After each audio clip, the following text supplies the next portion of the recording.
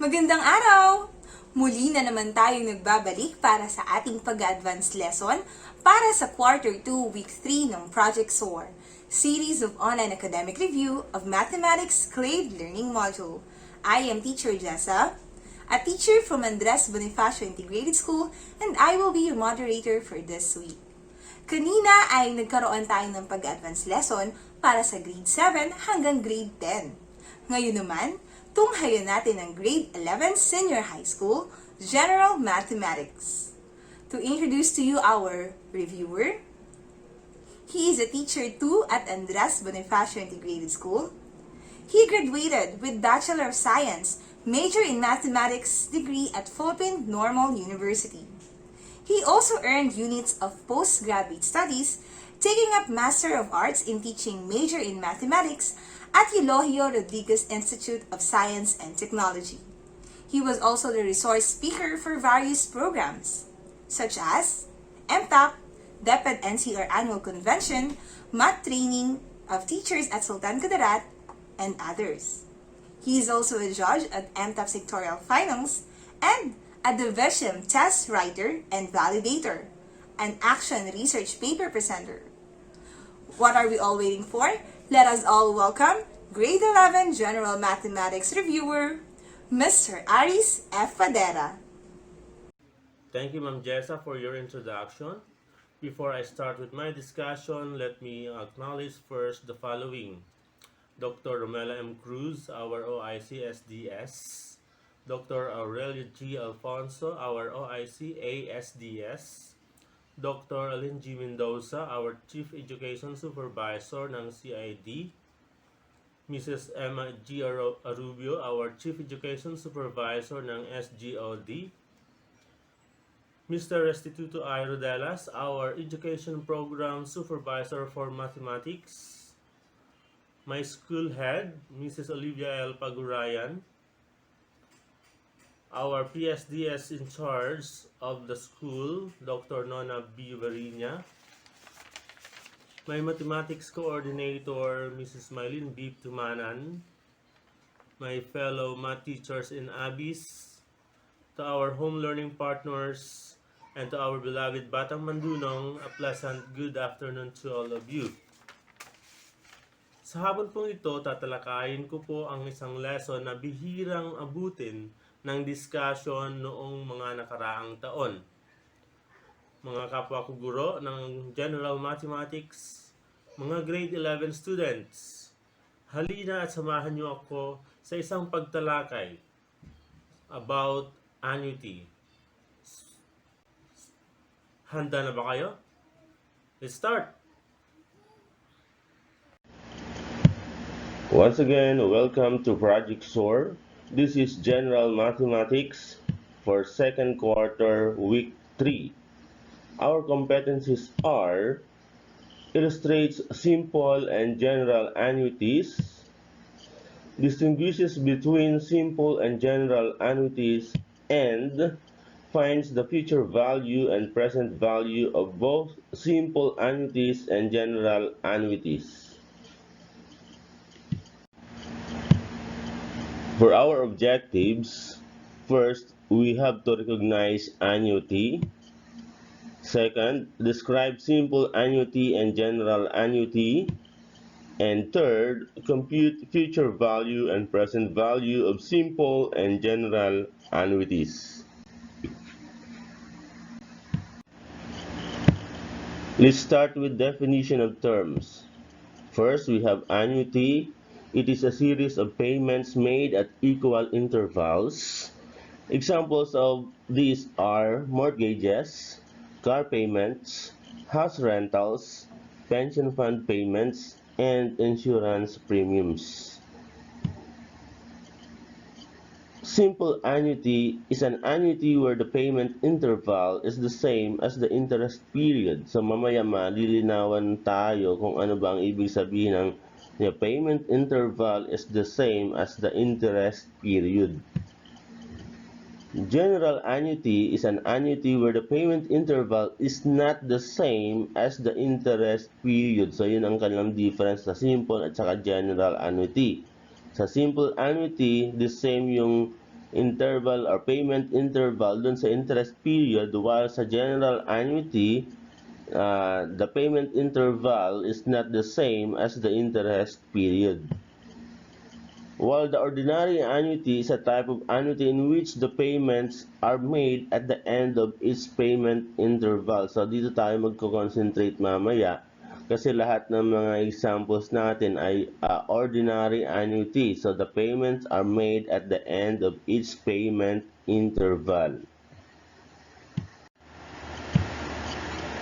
Term of an annuity, which is represented by the variable t.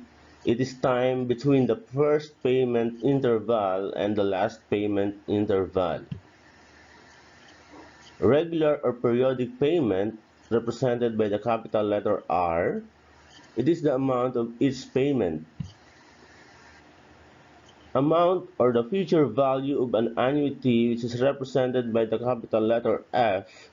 It is the sum of future values of all payments to be made during the entire term of annuity. The present value of an annuity, which is represented by the capital letter P, sum of present values of all payments to be made during the entire term of annuity.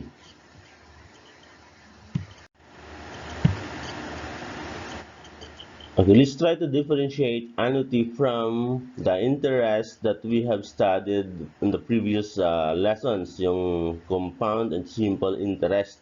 Paano ba natin ma-distinguish yung annuity from those interest? Okay, annuities assume that you put money in the account on a regular schedule. Regular schedule, so ibig sabihin, you are putting money not once, but many times on a regular schedule. It's either every month, quarter or quarterly, semi-annual or semi-annually, or every year, and let it sit there earning interest. So, yun po. While the compound interest assumes that you put money in the account once, only once, and let it sit there in earning interest. So, pag yung simple and compound interest, isang beses ka lang maglalagay ng pera or magde-deposit ng pera, for example. And then let it sit there earning interest. While dun sa annuity nga, sabi kanina, you are going to put money in the account on a regular schedule. So, hindi lang isang beses. Regular schedule every month, quarterly, semi-annually, or annually.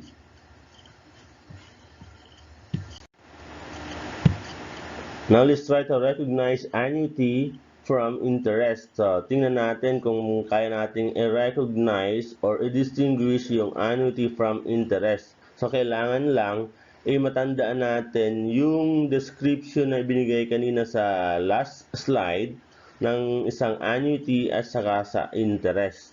So, let's try the first one. So, find the present value of 50,000 pesos due in 4 years at 5% interest per year. So, yung 50,000 pesos, wala nang sinabing i-deposit monthly, yearly, or quarterly, or semi-annually. Basta lump sum yun, 50,000 pesos. And it will be due in 4 years at 5% interest. So, therefore, this is an example of interest. Okay? For number 2, a car is to be purchased in monthly payments of 19,500 pesos for 5 years starting at the end of the third month. How much is the cash value of the car if the interest rate used is 10% converted monthly? So makikita natin dito sa first statement that the car is to be purchased monthly payment. So therefore, hindi lang isang beses mangyayari yung payment.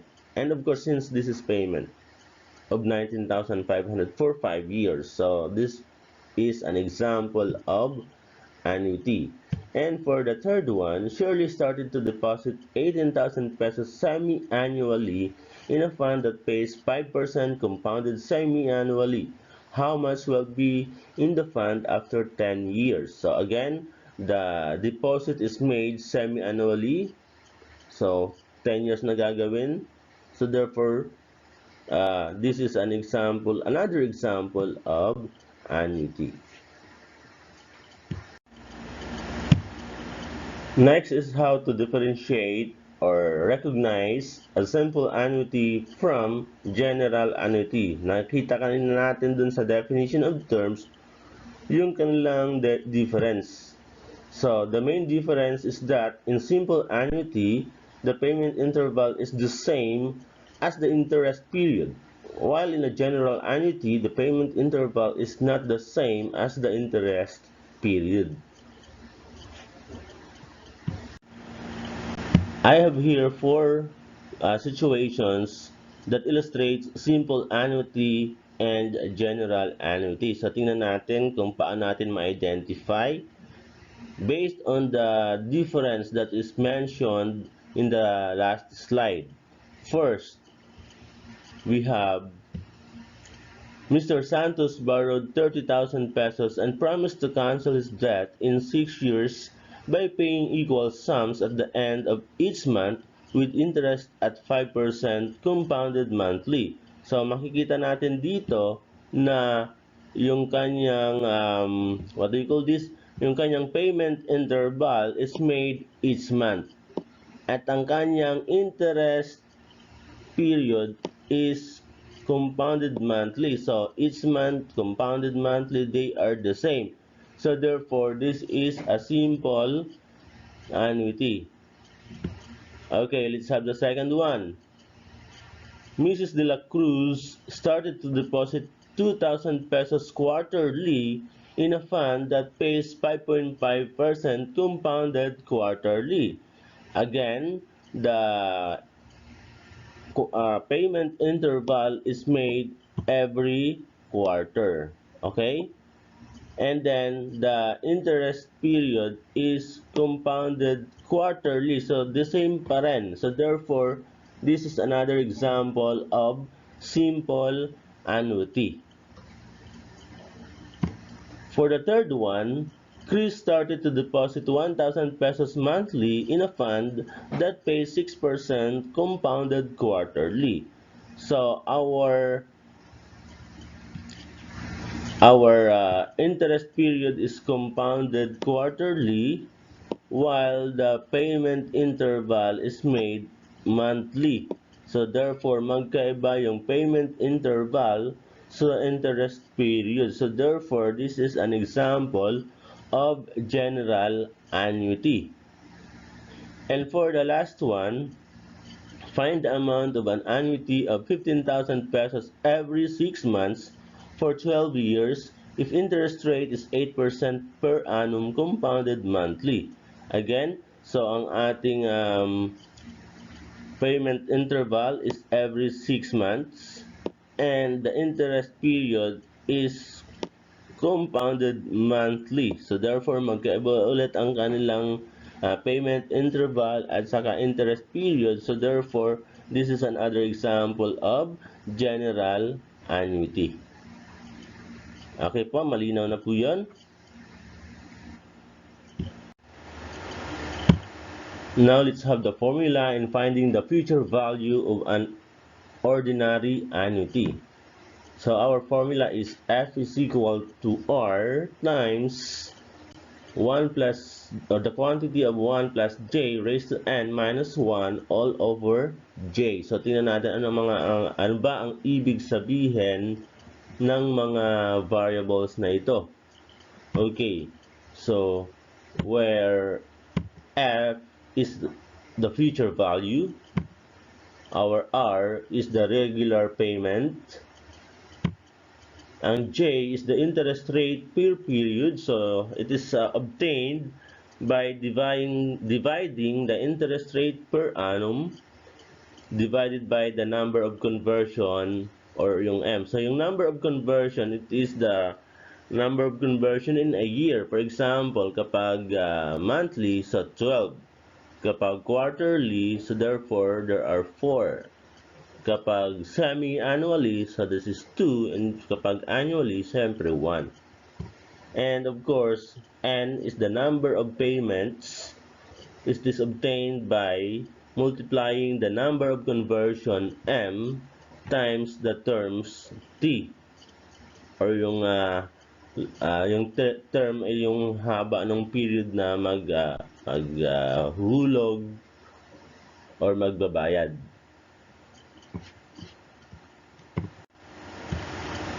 Let's have the illustrative example number 1. In order to save for her high school graduation, Marie decided to save 200 pesos at the end of each month. If the bank pays 0.250% compounded monthly, how much will her money be at the end of 6 years? So what are the given information? So kailangan nating ma-identify yung mga given informations para mas madali nating ma-solve yung problem. So ang ating R or the regular payment is 200 pesos. Yung M, which is the number of conversion, is 12. Bakit 12? Kasi compounded monthly. Okay? Yung T or the term is 6 years kasi ang tinatanong dito sa problem is how much will her money be at the end of 6 years. And of course, yung interest is 0.250%. So anong hinahanap natin dito? It is the future value.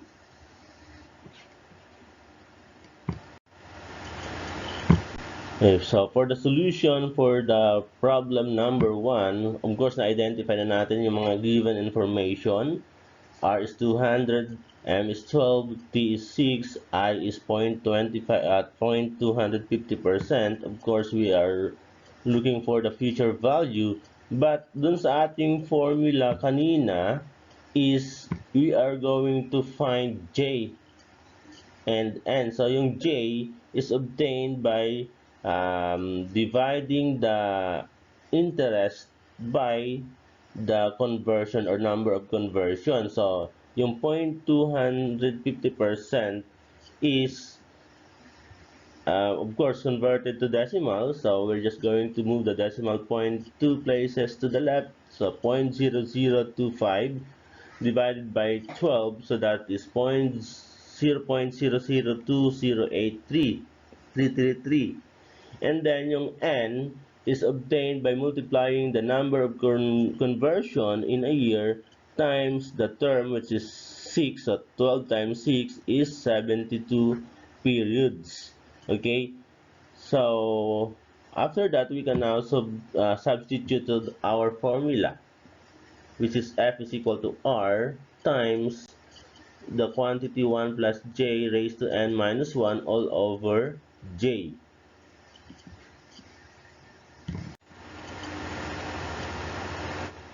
Continuing the solution, we are going now to substitute the given informations to the formula.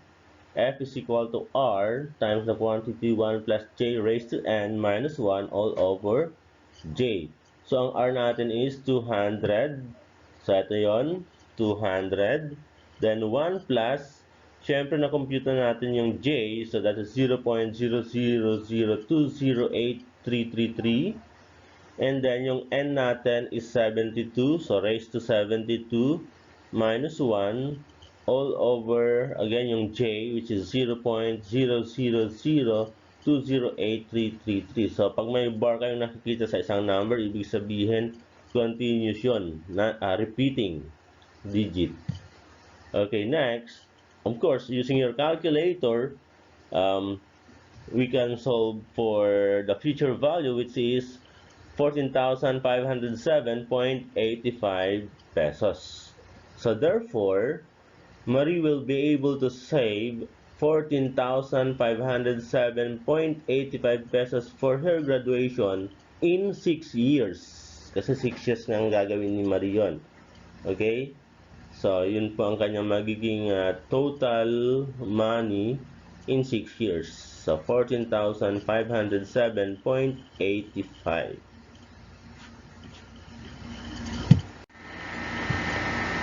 For our next formula or example, we will have to find the present value of an ordinary annuity using the formula P is equal to R times 1 minus the quantity 1 plus j raised to the negative n over j. So parang yung 1 nilipat lang sa kabila no? Okay.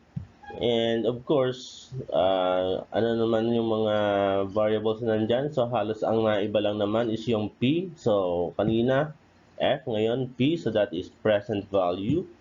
Of course, yung R is regular payment pa din.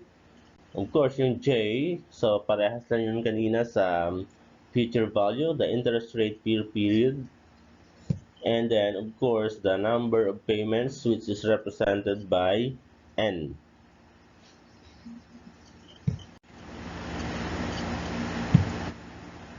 Now let's try to look at the derivation of the formula of present value of an ordinary annuity.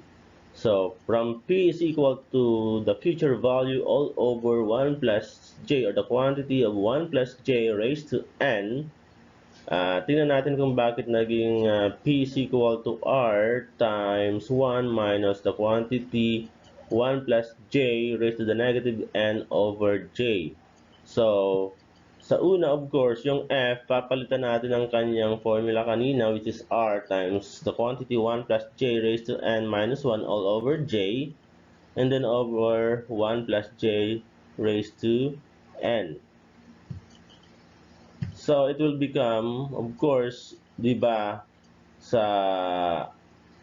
pag ano natin ng exponent, pwede natin ano yung itaas natin yung denominator, yung 1 plus j, or the quantity 1 plus j raised to n, and then of course yung kanyang exponent ay magiging negative. So, eto yun, negative na yung exponent kasi itinaas na natin. Okay? And then of course, by simplifying, it will become 1 plus j raised to 0. Saan ba nanggaling yung 1 plus j raised to 0? So we distribute 1 plus j raised to n, raised to the negative n dito sa first term. So we know that in multiplying powers of the same base, we add the exponent. So n plus negative n, kaya naging 0 yung exponent ng first term. And then of course, negative 1 times 1 plus j raised to negative n, yun pa rin, negative 1, or the quantity negative 1 plus j raised to the negative n. So, alam naman natin kapag 1 plus j raised to 0, yung base is, or yung power is 0, it is equal to 1. Okay, kaya naging 1 yung nasa unahan. Minus 1 plus j raised to the negative n over j. So that is why the formula in finding our present value is yung 1 ay napunta sa unahan. So r times 1 minus the quantity 1 plus j raised to the negative n over j.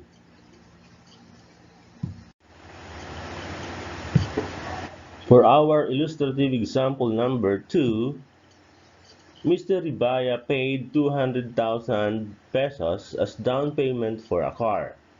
The remaining amount is to be settled by paying 16,200 at the end of each month for 5 years.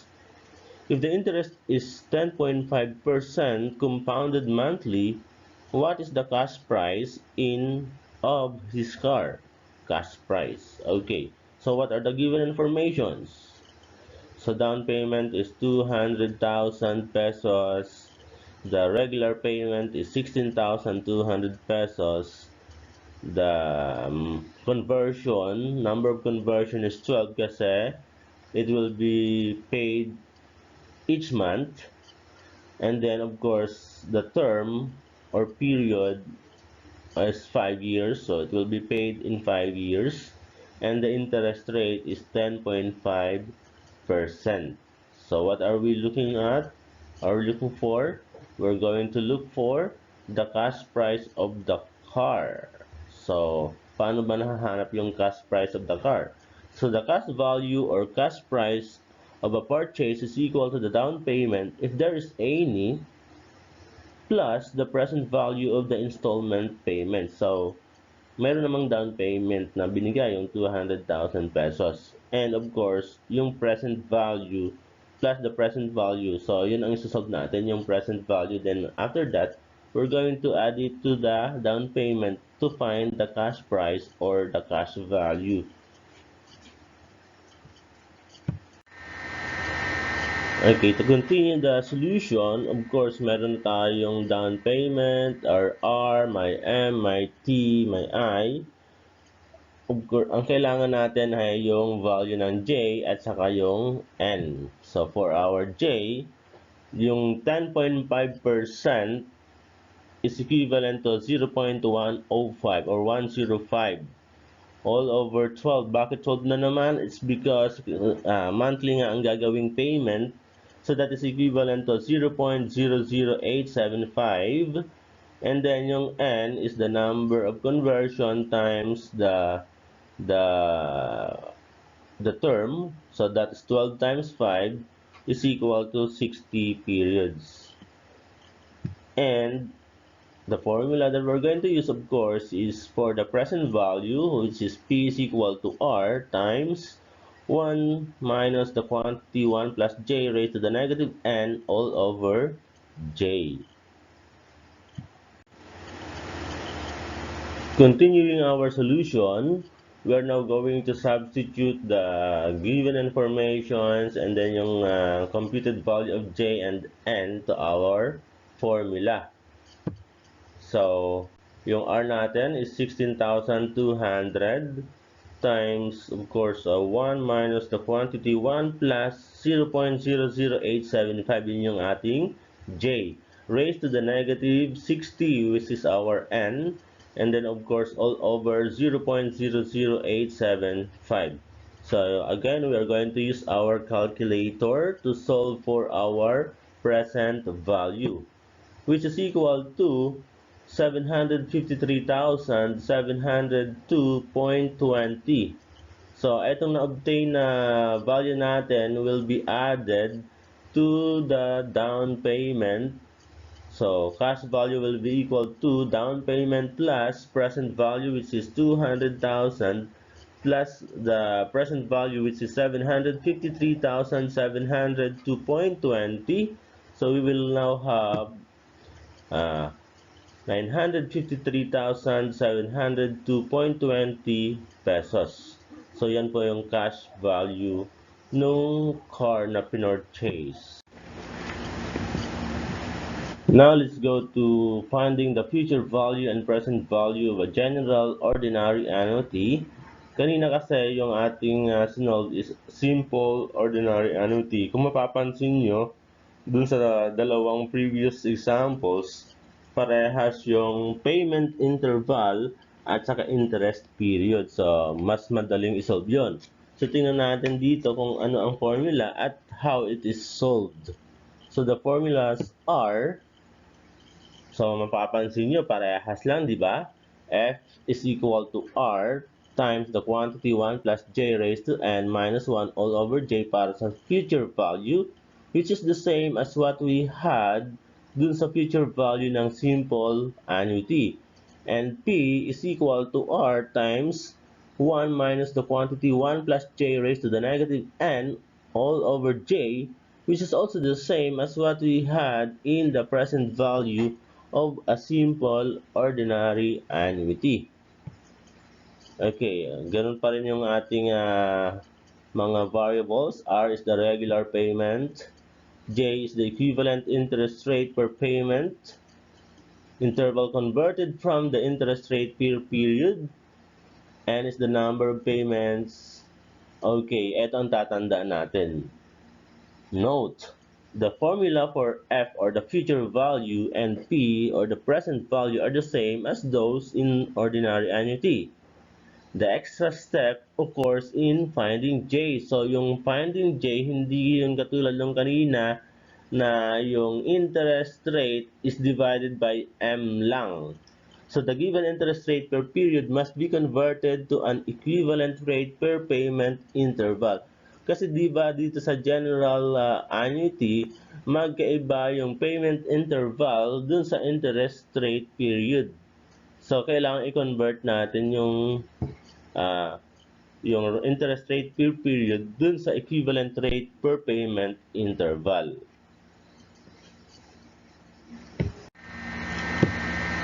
Okay, illustrative example number 3.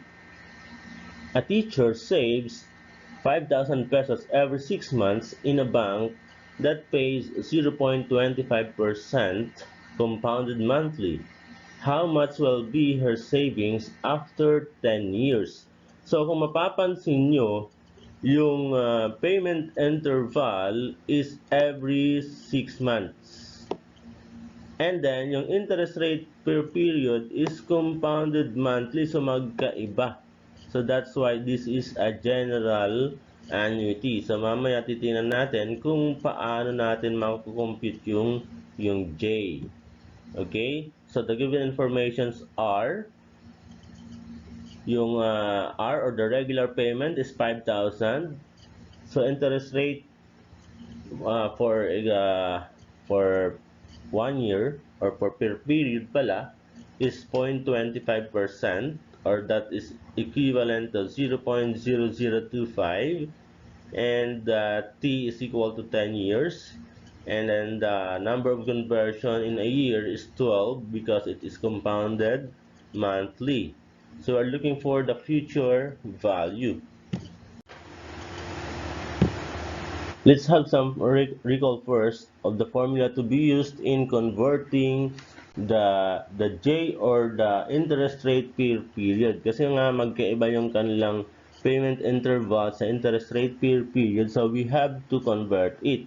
So, una, yung present value can be computed as future value divided by the quantity 1 plus j raised to n. So, para mahanap natin yung future value, kasi hinahanap natin future value, di ba? So, that is, we're just going to cross multiply. So, f is equal to the present value multiplied by the quantity 1 plus j raised to n. So, solving for j, di ba? J is the interest rate per period. That is interest rate per annum divided by the number of conversion, or m. So, interest rate divided by m. Yun po. So, kailangan tandaan natin yan kasi mamaya sa pag-convert ng J. Now, let's continue solving illustrative example number 3. So, meron na po tayong mga given. So, ang ating R or the regular payment is 5,000. Ang ating compounded interest rate monthly is 0.25%, or that is 0.0025 sa decimal. T or the term is 10 years, and our number of conversion in a year, since that is monthly, is 12, and we are going to look for the future value. So for our solution, first we are going to convert 0.25% compounded monthly to its equivalent interest rate for each semi-annual payment interval. Bakit ito convert natin sa semi-annual? It's because si teacher ay magsasave ng money every 6 months. So, semi-annual. So, anong unang gagawin natin? Of course, yung future value pag annually, semi-annual or every 6 months, and then yung monthly is just the same. So, F1 is equal to F sub 2. So, we just, yung formula natin kanina, F is equal to P times the quantity 1 plus j raised to n. So, dito, yung j natin ay i-convert natin, di ba, I over m. So, that is p times the quantity 1 plus I. Hindi yung 2 dun sa I is not an exponent. Okay, superscript lang siya. Ibig sabihin for semi-annual. Kaya, I 2 over 2 raised to 2 times t is equal to p times the quantity 1 plus I 12 over 12. Yung 12 naman sa I, that is for monthly. So, hindi rin siya exponent ng I. Raised to 12 raised times t.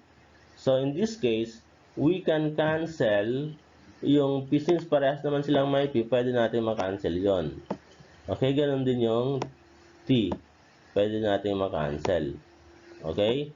So, that will become 1 plus I raised to 2 over 2 squared is equal to 1 plus yung I 12, ipapalitan na natin nung na ano natin, yung given 0.0025 over m, which is 12 raised to 12.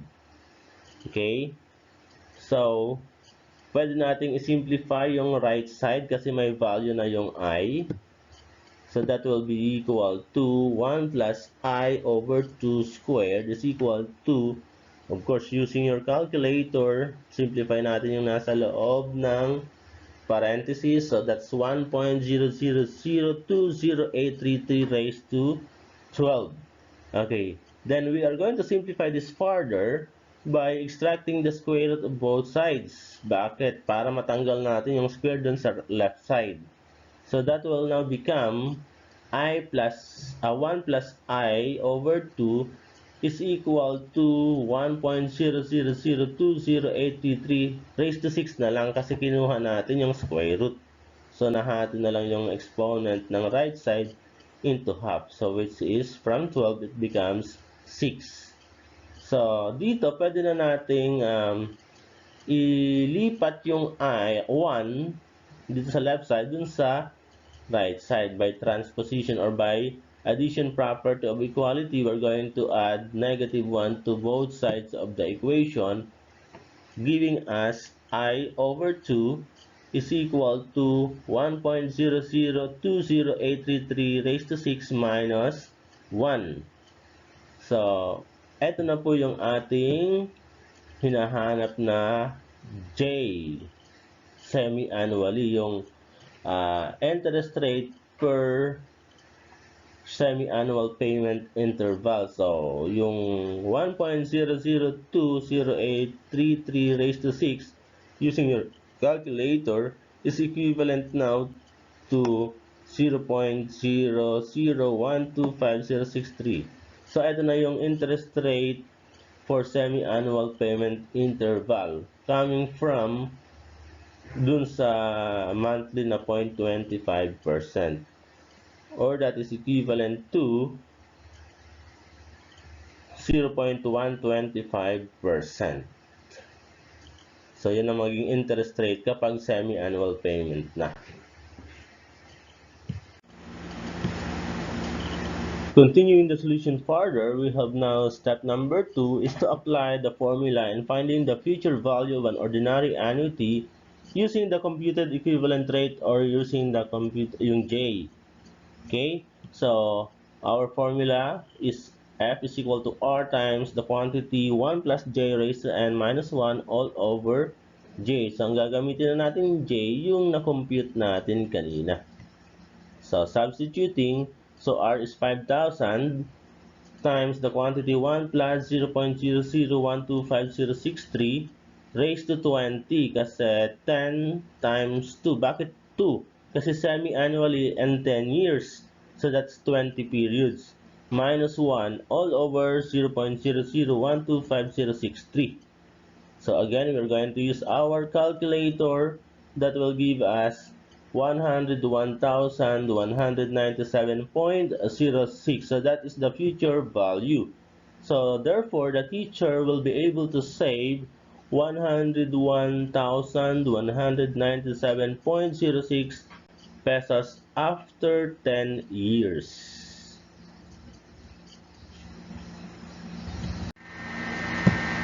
Let's have now our illustrative example number 4. Ken borrowed an amount of money from Kit. He agrees to pay the principal plus interest by paying 38,973.76 pesos each year for 3 years. How much money did he borrow if interest is 8% compounded quarterly? So again, magkaiba uh, yung payment interval dun sa interest period. Yung payment interval is every year, pero yung interest rate per period is quarterly. So, again, magkaiba. So, what are the given informations? So, the regular payment is 38,973.76. And then the interest rate quarterly is 0.08. Again, yung 4 is not an exponent. So, ibig sabihin quarterly yan. So, 0.08. And then the M or the number of conversions since quarterly yan, so 4.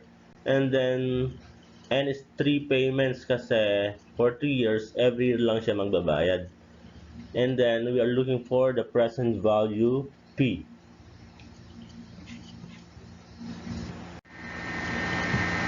For our solution, again, we are going to convert 8% compounded quarterly to its equivalent interest rate for each payment interval, which is every year, so annually. So from quarterly, i-convert natin to annually. So again, we have f sub 1 is equal to f sub 2.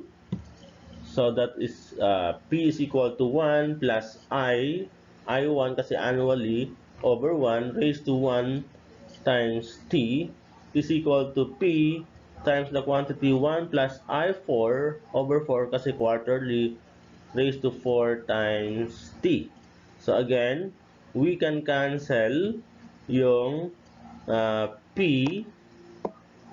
cancel natin, and then yung T. Okay, so that now becomes I plus I1 over 1 is equal to 1 plus yung I4, pinalitan na natin ng 0.08 over 4 raised to 4. So, pwede, again pwede nating ma-simplify yung right side. So, that will now become 1 plus I over 1 is equal to 1 plus 0.02 raised to 4. So, since wala tayong squared ngayon, wala tayong gagawing squared, hindi katulad nung sa example number 3. So, ang gagawin lang natin, simplify natin yung right side, and then yung 1 sa left side, we're going to add negative 1 to both sides para mawala yung 1 sa left side. So, magiging I na pang annually is equal to 1.02 raised to 4 minus 1. So, simplifying this further, we will have, okay, I1 or for annually is equal to 0.082432. So, that will be our J that we're going to use in solving for the present value of the problem. So, the interest rate per payment interval is 8.24%. That is for annually na, hindi na for quarterly.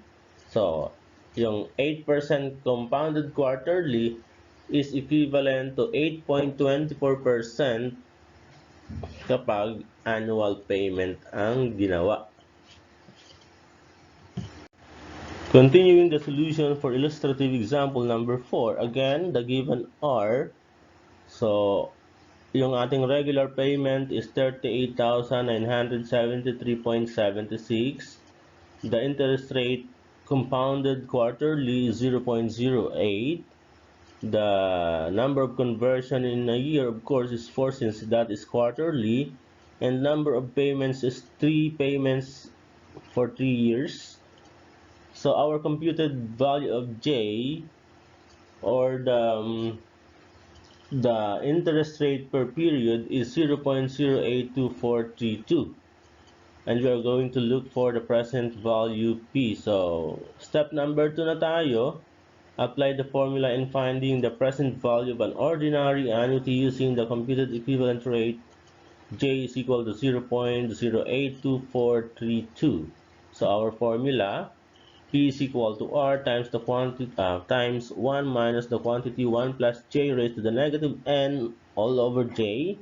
So our R is 38,973.76 times 1 minus the quantity 1 plus 0.082432 raised to the negative 3 all over 0.082432. So using our calculator again, we will have the present value is equal to 100,000. So therefore, Ken borrowed 100,000 pesos from Kit that he will going to pay in 3 years.